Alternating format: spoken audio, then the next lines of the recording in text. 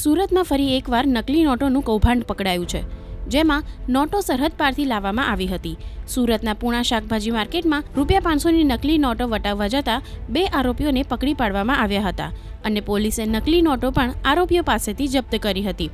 High quality printing થવાના કારણે જ્યારે આ નોટ હાથમાં લેવામાં આવે ત્યારે કોઈપણ વ્યક્તિને ખ્યાલ ન આવે કે આ ફેક કરન્સી છે.